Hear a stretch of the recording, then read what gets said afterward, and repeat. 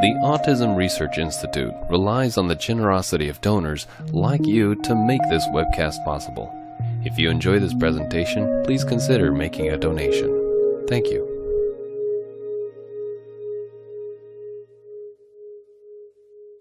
Now, before we get started, I'd like to introduce our speaker. Cara Gross-Margolis is a pediatric gastroenterologist whose clinical subspecialty is gastrointestinal problems in children with autism. She completed her fellowship in pediatric gastroenterology at Children's Hospital of Boston Harvard Medical School in 2007 and has been in practice at Columbia since that time. Great, thank you, Denise. And I'd like to thank the organizers for inviting me to give this talk. And so what I'm going to focus on today is definitely gastrointestinal problems in autism, but really an overarching view of the brain-gut axis in autism spectrum disorders. So Denise gave you a little bit of some detail of my background, and she talked about my clinical interest, which again is GI problems or gastrointestinal problems in children with autism spectrum disorders, but I'm also a scientist, and so I do clinical and basic science research on the development of the enteric nervous system, which essentially is the nervous system or the brain in the gut. And I really focus on how neurotransmitters, and particularly serotonin, facilitates brain-gut communication, and how when that becomes disrupted, as in autism spectrum disorders, it can lead to different types of brain-gut axis disease. So I'm going to start this talk today with a small clinical vignette of a patient I saw a couple of years ago by the name of Matthew. And Matthew presented to me with a chief complaint of recent regression. Matthew was 17 at the time, and other than a history of autism, had no other medical issues.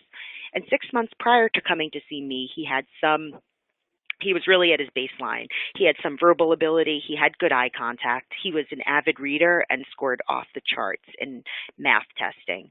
However, after a trip to India, he caught a gastrointestinal bug or a virus of some sort, which manifested as diarrhea for 5 to 7 days. And while his diarrhea resolved with a course of antibiotics, his behaviors radically changed after those antibiotics. And Matthew entered an essentially catatonic state. He became completely nonverbal. He no longer made eye contact, and he stopped all his reading and math.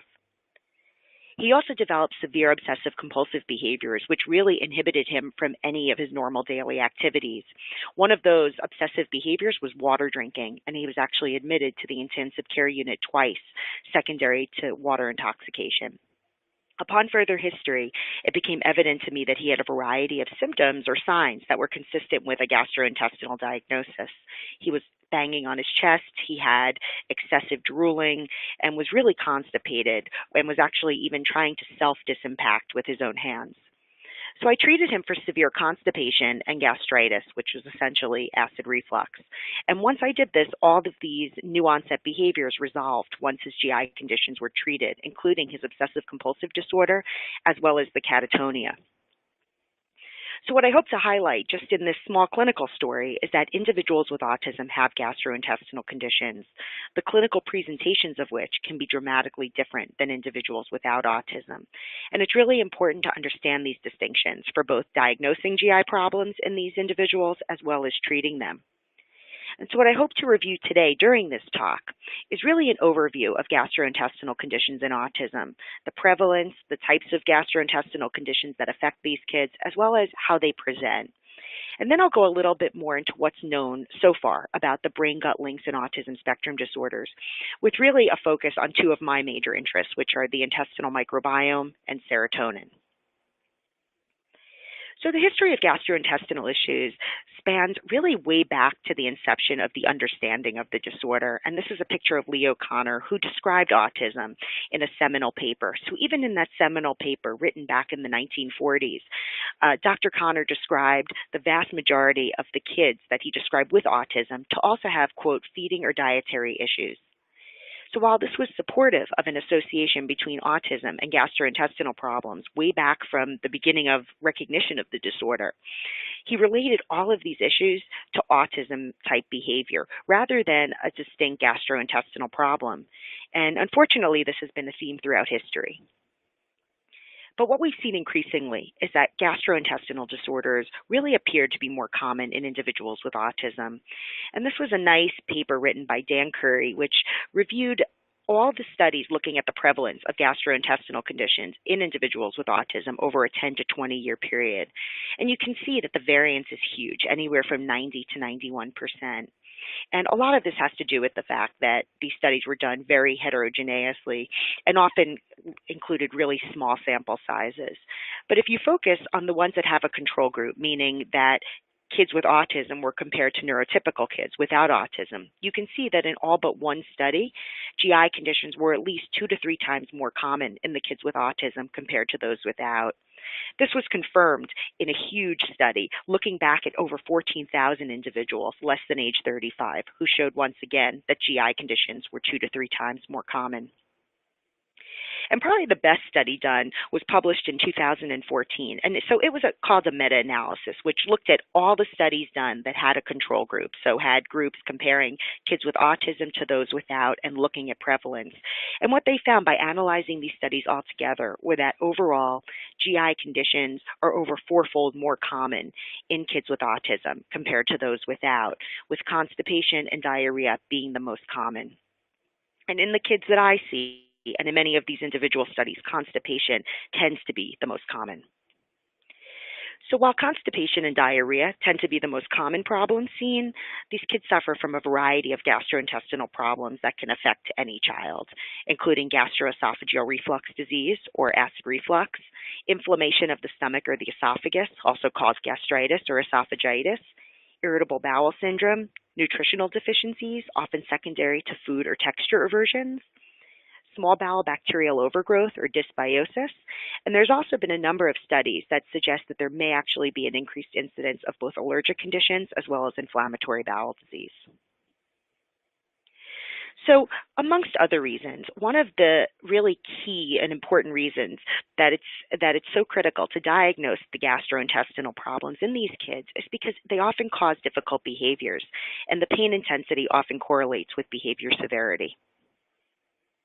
But a chief problem in really being able to diagnose these kids is in the way they present, and the presentation is usually not abdominal pain.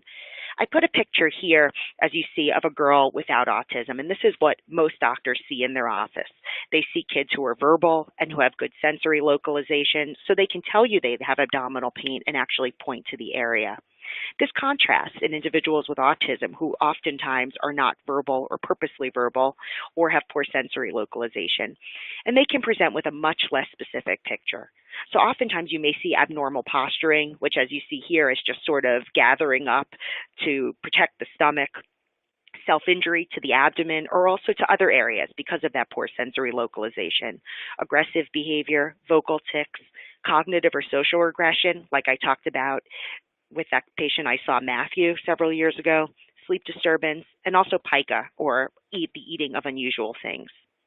A study that we've conducted along with Massachusetts General Hospital showed that GI problems were significantly associated with specific behaviors in autism, including on the more problematic end, self-injury, aggression, but also vocal tics, and these sort of subtle behaviors such as disturbance in sleep, mood, and appetite, as well as chapping on the chest or pointing to the abdomen. So in these next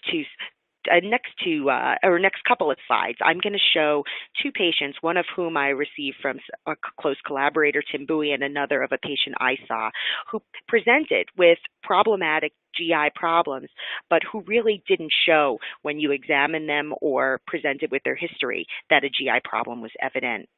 So the first patient is an 8-year-old who came in with biting, as you can see, on the side of her wrist and her hand. So really just purely self-injurious behaviors. And, I've learned when I trained under Dr. Bowie that that self-injurious behaviors and aggression are not necessarily a part of autism and can be a sign of distress or pain. So this kid was scoped or had an endoscopy. And what you can see is when you see a normal esophagus, you can see that it's pink, it has nice vessels coursing through it. And what you can see is more like what we would have seen in a patient like the one I just showed you. The esophagus is very red, inflamed, and has these inflammatory nodules. So when this patient was treated for esophagitis, her self-injurious behaviors improved drastically within a month to 2 months of treatment. The next patient is a patient that I saw about a year ago, who's an 18-year-old female, and other than autism, had no other evident medical problems. She came to me with a 6-month history of new onset constant mouthing, and you can see there that she has her hands in her mouth, and that was something that never stopped, self-injury, aggression, and a very limited diet due to texture aversion. She had had none of these symptoms before. So what you can see is if you look at her knuckles, again, a sign of the self-injury, that she was punching walls and also biting her knuckles consistently. So again, because I saw all of these signs that I thought could be consistent with a GI condition, we scoped her. And what we found was something called a bezoar, which is a foreign object in the stomach. So she had swallowed a glove probably sometime around 6 months prior that had been filled with food and was probably intermittently blocking her stomach and causing her really significant distress. So the good news is we found it. The bad news was that it had to be surgically removed, but this is a picture of her after, and just you can see the smile on her face, and when you look at her knuckles, you can see that that self-injurious behavior, as well as the other symptoms she presented with, had completely resolved. So for the clinical part of my talk, I just want to summarize some of the major points that I went over. That gastrointestinal problems are common in individuals with autism, but the presentations of gastrointestinal pain are often nonspecific. So it's really important to diagnose and treat the GI problems effectively, not only because they cause these children distress, but because they really can cause these very difficult behaviors that can lead to other consequences down the line. And what I've found is that treatments in general just don't tend to be as effective, either for the GI symptoms or for complete resolution of the behaviors. So based on that, I thought could determination of the etiology of a brain-gut link in autism lead to the creation of more effective and or holistic therapies that might not only treat the gut, but may treat the autism-associated behaviors as well. In other words, we had to figure out how are gastrointestinal problems related to autism spectrum disorders. So this was a nice review written a couple of years ago, which talks about what the potential brain-gut links are in autism that have been researched in depth thus far. And there are 3 major components, 2 of which I'm really going to talk about in a little more detail today. There's first the bacterial molecules in the gut, or the intestinal microbiome. So not only the microbiome itself, but also the different types of metabolites or neurotransmitters they produce or impact. And amongst those, serotonin seems to be one of the main characters involved. I'm going to talk about these 2 features and then also talk about how the intestinal bacteria and serotonin may interact with the immune system, also to facilitate brain-gut communication in autism. So I'm going to start with the intestinal microbiome, which is a complex community mainly consisting of bacteria, but also, as research is increasingly revealing, viruses and yeast. And so not only is the intestinal microbiome huge, it consists of trillions of cells, more cells than what make up our entire human body put together, but it's also extremely important and has been found to carry out a variety of really critical functions necessary for survival, including, amongst others, metabolism and protection by things like stimulation of the immune system.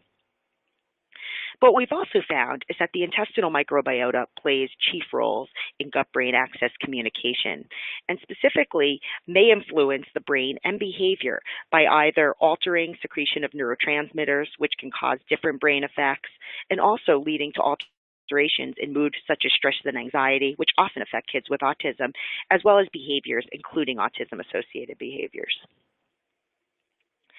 So there's been some data thus far looking or evaluating whether the microbiome might play a role in autism spectrum disorders. And so, a lot of kids that have come to my office have come in with parents asking either, will antibiotics help my child because either I've given my child antibiotics and they've gotten better, or they've had an infection and when I give them antibiotics, their cognition or their speech gets much better. And so, this all relates back to a theory about autism and Clostridia, which interestingly was not developed by a physician or a scientist, but by a really smart mom of a kid with autism. And this is a picture of that mom, Ellen Bolt, and her son. So Ellen Bolt's son developed autism late onset. After he received antibiotics for an ear infection, he developed behavioral regression as well as diarrhea, which we often see in late onset autism. Based on this, she went through the literature and produced a theory that toxin-producing bacteria are responsible for autism-associated behaviors. She came up with Clostridia for several reasons. The first is that it does produce a toxin, and that mice, when injected with this toxin, exhibit features of late-onset autism, including autism-associated behaviors and diarrhea. And further, there had been shown both in mice but also in human anecdotal reports improvement after treatment with vancomycin or metronidazole, which are two antibiotics that really do target Clostridia. So based on this data, Ellen Bolt then went around to different doctors, really promoting her theory to see if she could find somebody who might conduct a study and look at this and see if treatment with an antibiotic for Clostridia may really help treat autism. And she met Rob Sandler, who was at the University of Chicago at the time, and together they conducted this small clinical trial looking at the benefit of oral vancomycin treatment in late-onset autism. So to be eligible for the trial, you had to have normal neurodevelopment until you were 1 to 2 years of age, and then develop regressive autism with diarrhea after receiving a course of antibiotics. Each of these patients received vancomycin for 2 weeks, and then were monitored for changes in the core symptoms associated with autism, including communication, socialization, and behavioral changes. And what you can see is that during treatment, there was this dramatic improvement. However, unfortunately, there were several limitations to the study. First off, the effects were relatively short-lived, and within several weeks after stopping the vancomycin, virtually all the kids returned to their baseline function. It was also an open-label study, meaning that these families could have been biased because of the effects of placebo, and also it was a very small study, looking at only 11 children. However, what this did was it really opened up the idea that the intestine and the bacteria within the intestine, or the intestinal microbiome, may play a role in behaviors associated with autism, and further really stimulated an interest in the possible benefit or harm of Clostridia. So what you see here is something called a phylogenetic tree, and the only thing I really want you to gauge from this is to see that since that time of Ellen Bolt's hypothesis, there have been many studies looking at the microbiome in the stool of kids with autism. And what you can see here is that the results vary tremendously. And there are a lot of different reasons for this. Like the study with vancomycin, many of these studies that were done were extremely small. And you're bound to get very different results when you do small studies in a population as heterogeneous as those with autism. Further, the methodology used to conduct these studies differs also tremendously. What you can see, though, however, is when you focus on the studies looking at Clostridia, there seem to be, at least in a good number of studies, both an increased abundance and diversity of Clostridial species. So this is being looked at more closely, and we're going to come back to this towards the end of the talk when we're actually looking at studies in humans. So the other study I wanted to highlight was the first study that was done, not looking at the microbiome in the stool, but the microbiome actually in the intestine. So Brent Williams, who's at Columbia, did a study looking at the intestinal microbiome from biopsies taken from kids with autism and gastrointestinal problems and neurotypical children with gastrointestinal problems. And what he found in these biopsy specimens were distinct abnormalities in carbohydrate, digestion, and transport. Specifically, in the kids with autism, they saw lower levels of disaccharidases, which are responsible for breaking down complex carbohydrates in the gut, as well as defects in transporters that then can transport carbohydrates over the intestine into the blood. And what he further found was that the expression levels of both of these factors were associated with abnormalities in the microbiome, and specifically in Bacteroides and Firmicutes. So based on these findings, he came up with the hypothesis that in a normally functioning intestine, that disaccharidases break down complex carbohydrates, that then transporters can bring those broken down disaccharides or carbohydrates and put them into the blood, leaving a normal amount of carbohydrates or a manageable load to enter the large intestine and to also ultimately be absorbed or be excreted in the stool. In patients with autism, however, the lack of disaccharidases leads to less of a breakdown of carbohydrates, and the lack of transporters leads to less carbohydrates being transported into the blood, As a result, there's an overabundance or an excessively large load of carbohydrates that then go into the large intestine, causing bloating, flatulence, and diarrhea. So what he supposed is maybe this could be a reason why some kids have a beneficial response to gluten-free diets. And so this study was good because it was beginning to suggest potential functions for the microbiome and was also really looking at the intestinal environment because it was looking at biopsies as opposed to stool.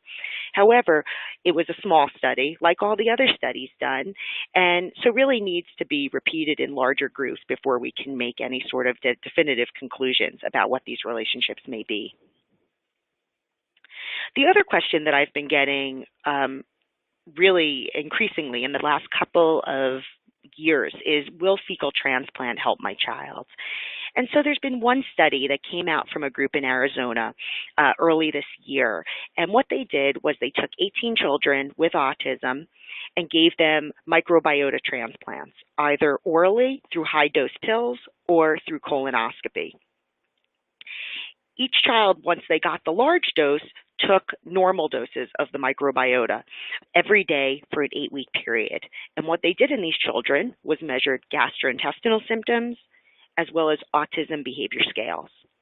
And what they found, and you can see this by these bars progressively going down, is that there was a reduction or a significant reduction in both gastrointestinal symptoms as well as autism-associated behaviors continuing throughout the time that these children took the microbiota. What they also saw was an overall increase in bacterial diversity, which is known to be a very good thing, and an increase in the abundance of 3 specific bacteria that have been found in some studies to be lacking in individuals with autism, including Bifidobacter, Provotella, and Desulfovibrio. What also the study showed was in the follow-up period, which occurred 8 weeks after the children stopped the microbiota transplant, that the positive change in symptoms persisted. So these kids continued to have very low levels of both gastrointestinal symptoms as well as maintaining that decrease in autism-associated behaviors. So as I said, this was a very small study. It was also open label and was really to look at the overall safety of the fecal microbiota transplant rather than actually the efficacy. But I do know that there is a placebo-controlled study currently being planned for this. So then I thought we'd go into why serotonin may be looked at as a brain-gut link in autism. And I'm not going to talk at length about it, but there have been significant bidirectional interactions seen between serotonin and the intestinal microbiota.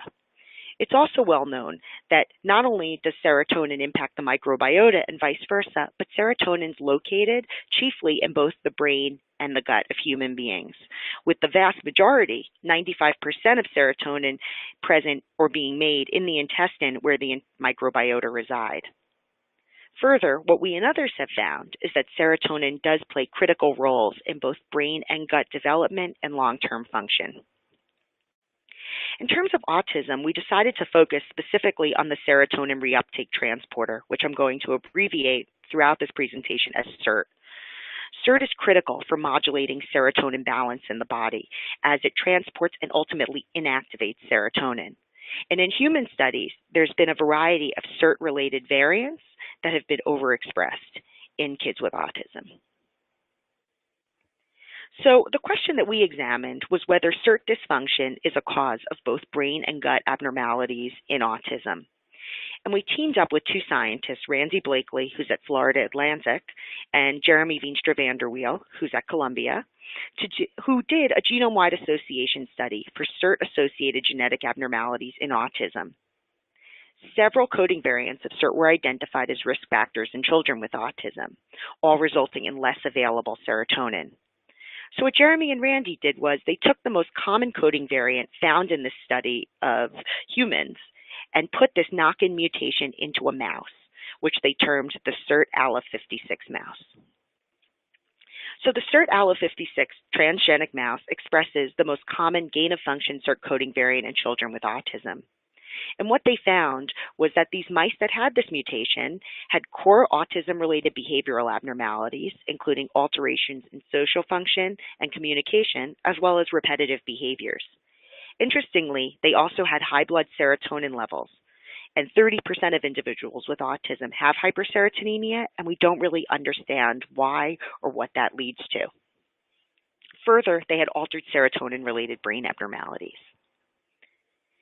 So what we did was, using this mouse, form the hypothesis that genetic abnormalities in the serotonin transporter, or SERT, of the kind found in autism also cause abnormalities in gut development and function. In other words, could the SERT ALA56 mutation be a brain-gut link in autism spectrum disorders? So what we did was we went on to look at the intestine. And what you're looking at here is actually a microscopic view of the enteric nervous system. So remember, that nervous system that resides inside the intestine.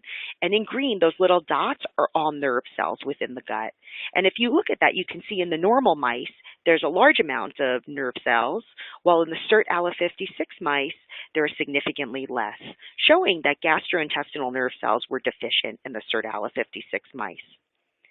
And what this translated into were defects in gastrointestinal speed. And what you're looking at here are some scientific graphs, which really look at total gastrointestinal transit, colonic motility, gastric emptying, and small intestinal transit. And what you can see is that 3 out of these 4 parameters were significantly slower in the SERT ALA56 mice. And I just wanted to focus on motility, which, as you can see, is also significantly slower in the SERT ALA56 mice compared to wild type. And what this means is that these mice were constipated.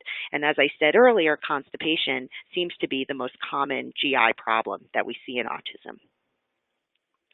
So we then went on to actually look at something called peristalsis. And what peristalsis is are the most effective contractions in the gut that allow for propulsion of the stool. And you can see that here. So without effective peristalsis or peristaltic contractions, constipation can often result. And so we have a method by which we can measure these peristaltic contractions. And if you look at the wild type or the normal mouse, you can see that within a designated time period, there were 7 different contractions, and they were all fairly long, taking up most of the screen horizontally. In contrast, when you look at the SERT ALA56 mouse, you can see only 3 contractions, and they're very short, really showing that colonic motility was slower and that peristaltic contractions were really less abundant and less effective in the SERT ALA56 mice compared to wild type. So this is likely the reason why these mice are so constipated. We then went on to look at intestinal bacteria, and you can see here that under electron microscopy in the small intestine, there's a huge amount of bacteria compared to what should be there normally. And when you compare the small intestine to the colon, usually the colon or the large intestine has much more bacteria than the small intestine. And we saw the opposite here, really showing that the mice with this mutation also have small bowel bacterial overgrowth, another condition that affects kids with autism. We also found, and I'm going to talk about it a little bit later, differences in the microbiome that mimic those seen in patients with autism. So then we went on to determine whether we could actually bypass the effects of this mutation during development to prevent all the defects we had seen in both the enteric nervous system development as well as gastrointestinal motility or gastrointestinal speed. And if you remember, the SERT ALA56 mice have less serotonin signaling, which leads to less gastrointestinal neurons and slower gastrointestinal speed. We and others have found that stimulating the serotonin 4 receptor, which I have abbreviated here as the 5-HT4 receptor, both increases neuron development in the gastrointestinal tract and increases gastrointestinal speed. So really thwarting what the abnormalities would be in the SERT ALA56 mice. So because of this, we decided to look at prucalopride, which selectively stimulates the serotonin 4 receptor. And to answer the question, can serotonin 4 receptor stimulation or agonism alter both enteric nervous system development and gastrointestinal motility in the SERT ALA56 mice? So we gave both the SERT ALA56 mice and wild type mice, which are the normal mice, prucalopride or water, orally daily during both pregnancy and breastfeeding. Once the pups were weaned from the mother, we gave them no prucalopride for 3 to 5 weeks to make sure that they had no acute drug effects. And then we looked at both in the prucalopride exposed and the control pups, so the pups that didn't receive prucalopride, were both examined at 6 to 8 weeks for gastrointestinal nervous system development, gastrointestinal speed, and again, those peristaltic contractions that we talked about earlier. And what we found was that prucalopride rescued both the gut nervous system and corrected the gastrointestinal motility defects in the SIRT ALA56 mice. The numbers of intestinal neurons were normalized, and what this led to was a normalization of colonic motility, so the mice were no longer constipated, as well as a normalization of these peristaltic contractions. So the contractions used to push stool through the colon were completely normalized. What we also found was that prucalopride prevented some abnormalities in the intestinal microbiome. And what you can see in the graph on your left is different bacterial communities in each group of mice. And you can see in the SIRT ALA56 mice alone in yellow, their colony was extremely different from the one in red, which are the wild type or the normal mice. However, when the SIRT ALA56 mice received prucalopride, as you can see in blue, the microbiome was significantly more overlapping with the normal or wild type mice. And this is shown again in the overlapping circles on your right. What we're now doing is seeing whether the normalization of both the gut and the microbiome leads to a normalization in brain development and behavior. So in order to put together, the three things that we talked about in that review of how research has really pushed towards this link between immunity, serotonin, and the microbiome, there have been two major studies that have really been pushing us towards what those links may be. And I'm going to talk about those in the next couple of slides.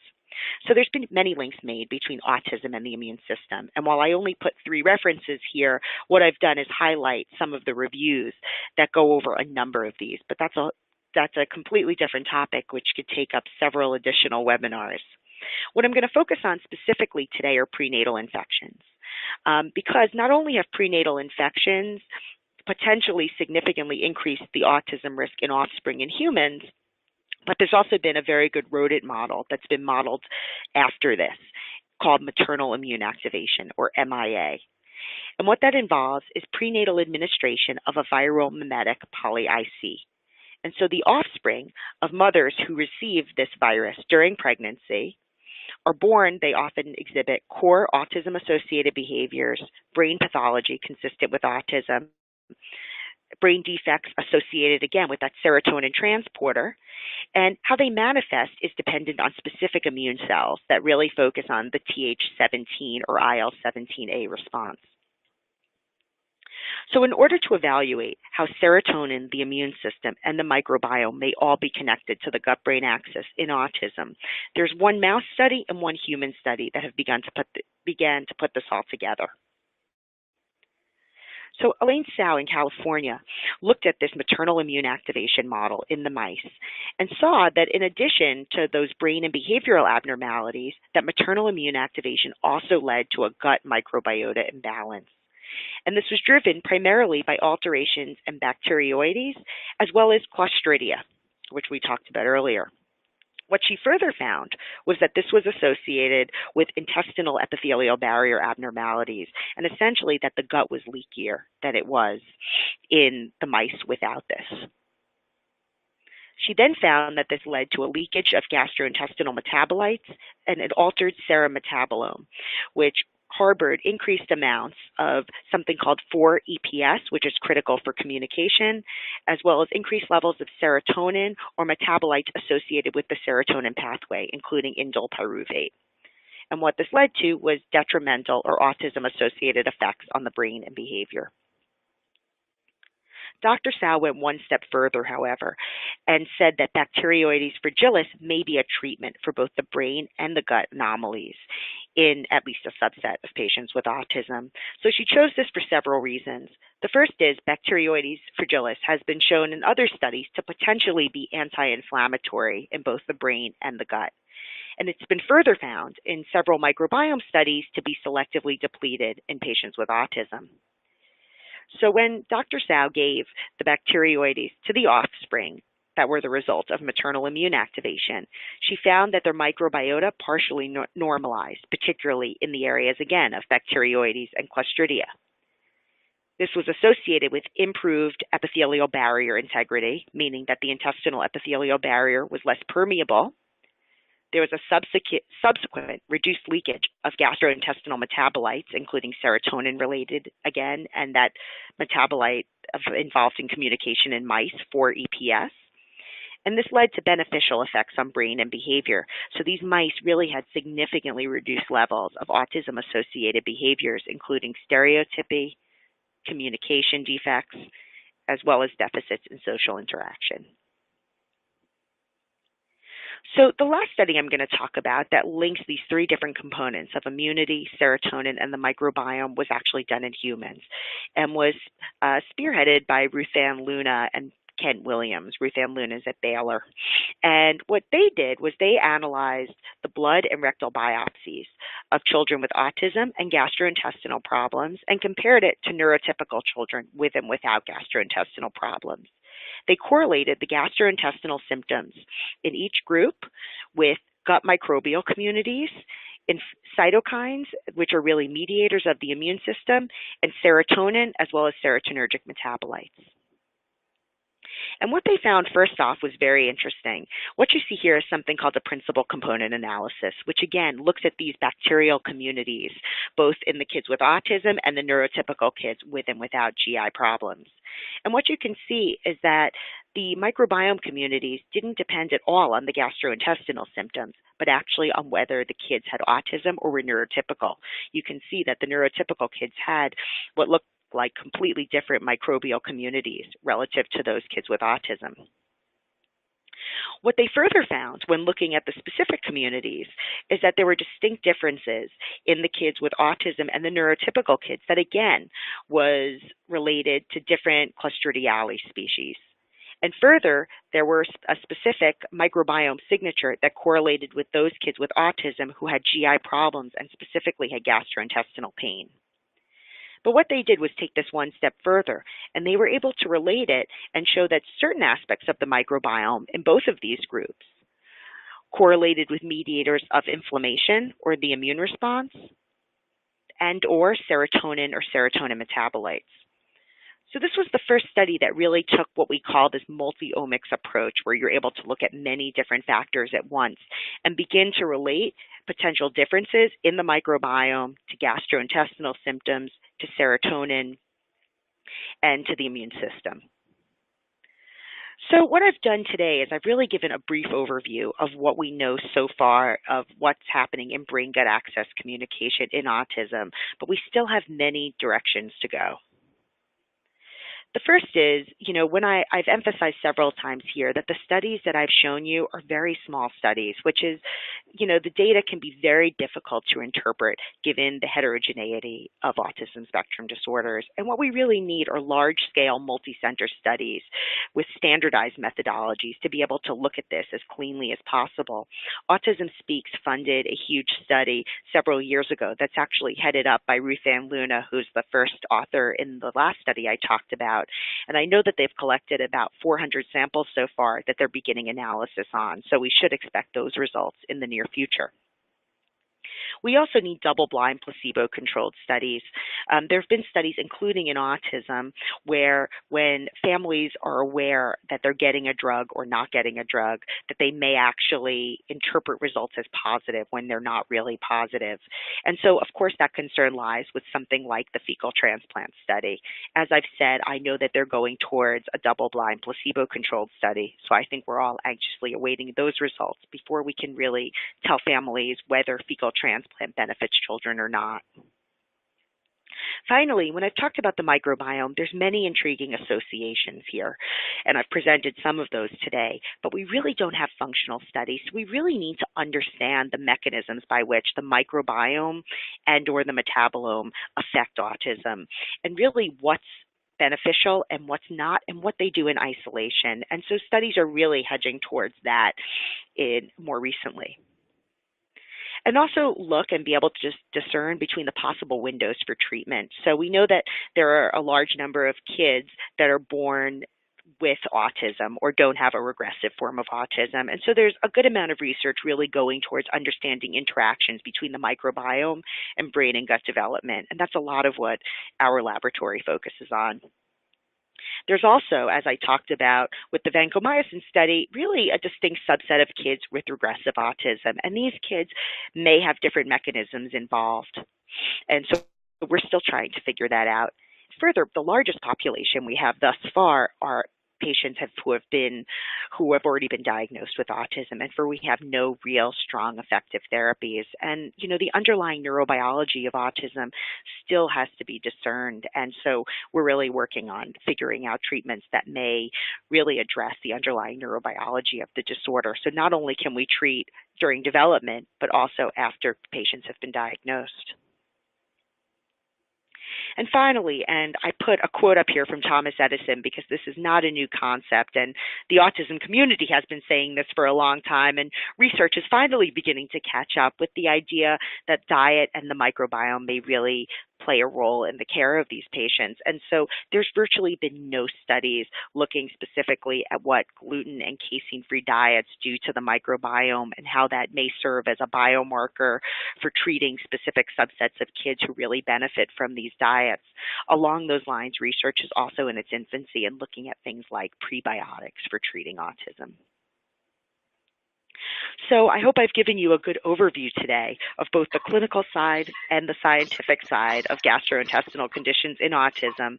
And I just wanted to mention a variety of my collaborators because research does not happen by itself. It happens in huge groups of people. And so most of the people here I've mentioned throughout this talk, and I'd also like to recognize my research support. So thank you, and I'll be happy to take any questions. Great, thank you. We've got quite a few questions here. One of the first questions is about frequency of certain bacteria. So this person's asking what the most frequent GI bacterial species is associated with autism. And I know you touched on that a bit, but is there a specific species that you see the most of, or is it a variety of them? Sure. It's a good question, and it's a question that may be answered when we see the first round of those results from the study that was sponsored by Autism Speaks and is looking at 400 children. The largest studies that we have looking at individuals with autism and the microbiota have a maximum of 30 to 40 patients. And so when you think about how heterogeneous the disorder is and how many different other conditions and different medications and different diets these kids are on, many of which can affect the microbiome, I think that it's very hard to be able to really interpret what's most important at this time. I know that when you're talking about, I guess the other question to answer here is there a bacteria that is there in overwhelming amounts that causes these negative symptoms, or do patients lack a certain bacteria or not have enough of a good bacteria? And that's also what the fecal transplant study was looking at. And what they showed was that, there are these bacteria that patients lack, and that when we replenish them, we may actually be replenishing positive bacteria that results in good behavioral effects. The non-spore forming bacteria and Clostridium have been seen in a variety of studies, so I touched on that.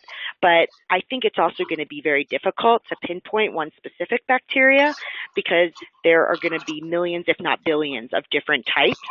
And I think that we're going towards more of an era where we're going to be able to look at the stool and actually look at signatures that patients have and be able to figure out what to replace them with specifically based on the differences they have rather than on one that encompasses many people. Okay. The next question. So these studies, are they primarily of children? Is there a difference between kids with autism and adults with autism regarding these symptoms? Is there research and treatment on that? Sure. It's another great question. So some of the studies, I guess I refer to children throughout because I'm a pediatric gastroenterologist, but there have been no studies that have looked at adults and children together. The studies have looked specifically only at children or only at adults and compared neurotypical individuals to individuals with autism. So we don't, and the results are so variable between each of the studies, even when looking at the same study, looking at studies in only adults and only children, that it's impossible for us yet to tell where the real differences may lie. There's one study which actually showed differences in autism versus other neurodevelopmental issues. However, again, it's one study and small, so we still have a lot of work to do in both areas. Okay. This is a question about SSRI use associated with the serotonin link. So you and I have actually talked about this a bit offline. So does this theory relate to that? Does this idea that that's a big piece of it? How would you make decisions about using SSRIs related to this? Yeah, there's a number of studies going on now which are looking for biomarkers in individuals to figure out how SSRIs impact specific subsets of patients with autism. The problem is that in some patients, adults and children, SSRIs work beautifully in treating anxiety and or depression in patients with autism, and as a result will really help with autism-associated behaviors. But there are some individuals who get acutely worse, and it's a big problem, and we don't know which patients at this point get better or worse with SSRIs, but those studies are ongoing, and I hope that we have that in the future. Whether SSRIs impact the microbiome and how that affects brain-gut access. We know that SSRIs in patients without autism affect the intestinal microbiome, but but whether that's affecting the brain-gut access and behaviors is really, there's really been no studies looking at that. And in fact, the one study that actually looked at humans in that multi-omics approach, which I talked about, that last study, which linked serotonin to the immune system, to the intestinal microbiome, took out patients with SSRIs. And they needed to do that to really look and see, to make sure this wasn't a medication-based effect. But certainly, serotonin will have an effect, but again, because the disorders are so heterogeneous, it's going to be really important to try to figure out biomarkers. And a lot of the research that I've been doing is really focusing on looking at those biomarkers and trying to figure out what high blood serotonin levels mean, who's going to respond to SSRIs, and what sort of features we see in patients that have high blood serotonin levels. Okay, so the sleep issues that you described, when we look at it from the gut perspective, I had a question about melatonin's in this pathway with serotonin. So can you talk a little bit about what the cause of sleep disruption is with GI, or what the different causes might be? Yeah, there's, I would like to say that we have research in that area with sleep and with melatonin, and there's obvious connections and links between the serotonin and melatonin pathways. They have not been explored at all in the gut. It's someplace I would like to go and just have not had the time yet to do it. But we know that, the only thing that we know, and it's not really relating directly to serotonin, is that GI problems really do impair sleep, and that there's this real connection seen between sleep problems and GI problems. What we also know is that when you look at subsets of kids with autism, so when you look at these big data studies, which put kids into different subgroups in terms of what types of medical comorbidities they may have, GI and sleep are persistently connected. So I don't doubt that there is a connection. There just hasn't been a lot of work done in this area yet. Okay, asking about fecal transplant. So is the only way to have a fecal transplant to participate in this study, or are there medical facilities where this happens? Do you know the answer? Yep. So right now, the FDA has only approved fecal transplant for recurrent infections with a bacteria called Clostridium difficile. So if you don't have that outside of a study, you cannot get treatment with fecal transplant. And there's reasonable reasons for it, and this is what I tell families who come to me and ask for it, is that we don't, like I've said, we don't understand the implications of bacteria and what specific bacteria do to brain gut or to the immune system or to various other aspects of the body and, physiologic homeostasis.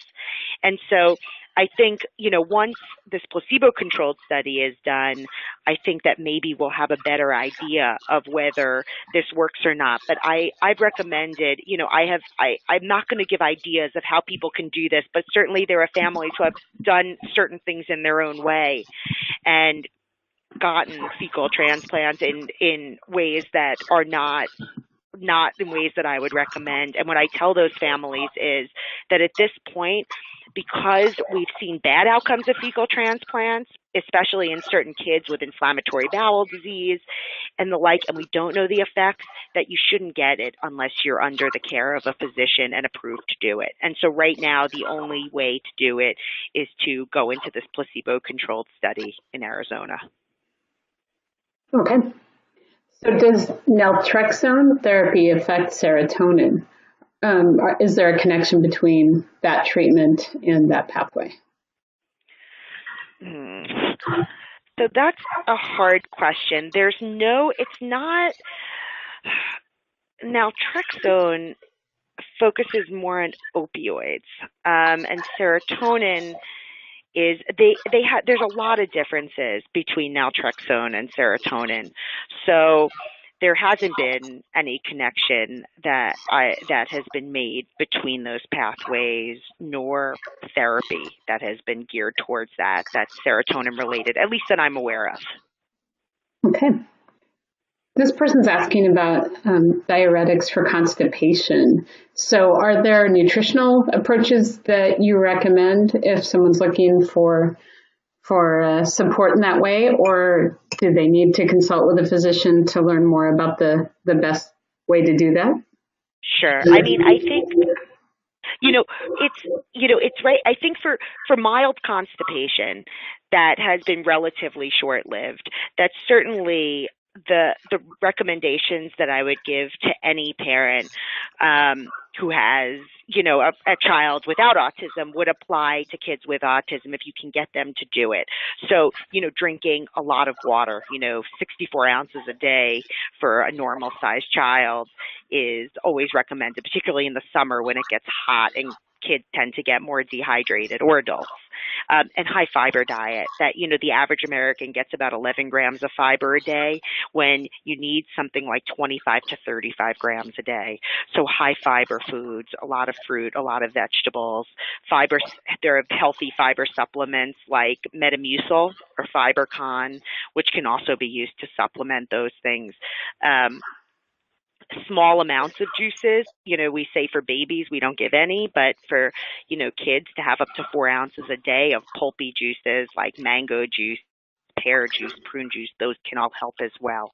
One of the reasons I think it can be so difficult in the autism community to treat these kids is because many of them don't want to eat high fiber foods or follow these sorts of rules, and it's a lot harder to get kids to comply with them. But certainly you can do that without seeing a doctor. Okay. We just have time for a couple more, but the first one here is about testing for Clostridia. So what kind of test would you do if you were going to try to determine if that was present? Right. I probably, and this is where, I get what I didn't show in this talk, but sometimes when I give talks, what I show are those stool tests that can be gotten at these random laboratories online. I don't recommend them at this point because Clostridia has not definitively been shown to cause autism-associated behaviors. And even if you look, if you find it, we don't really know what to do with it, because if you look at the study with vancomycin, it was a very short-lived effect that kids went back to baseline, and some kids even got worse afterwards. Taking into consideration the idea of multi-drug resistance and the side effects of antibiotics, I wouldn't look at this point for what your microbiome makeup is because we just don't have enough information. It's what I alluded to is that we have a lot of association. So we see maybe Clostridia is an issue. Maybe Clostridia plays a role. What kids or what adults it plays a role in? Could it be helpful in some people and harmful in others? We don't have enough information in terms of the function of these bacteria to really figure out where we go with it. What I also don't elaborate on is that Clostridia, there are many different types. And so there are some that may be good, some that may be bad. Some of these tests don't look at all of that. So there are many, many issues at this point in time with looking to diagnose Clostridia and get it treated. And so I think that the benefits don't yet outweigh the risks to checking for it and getting tested. So I think that what I highlight in it is that there's data supporting that we should do more research on it. But I don't think we're at the point where we should be treating this. Sure. Okay. Right. They're asking if there might be any potential connections between cerebral folate deficiency in children with autism. So you may be familiar with that research, and if there would be any connections with some of your work on the GI. Sure. So I think they're talking about the genetic mutation. Yeah. There's been no connection made to that at this point. The question, and I think that it's a difficult question to answer because I think the significance of what that mutation holds has not necessarily been fully elucidated yet.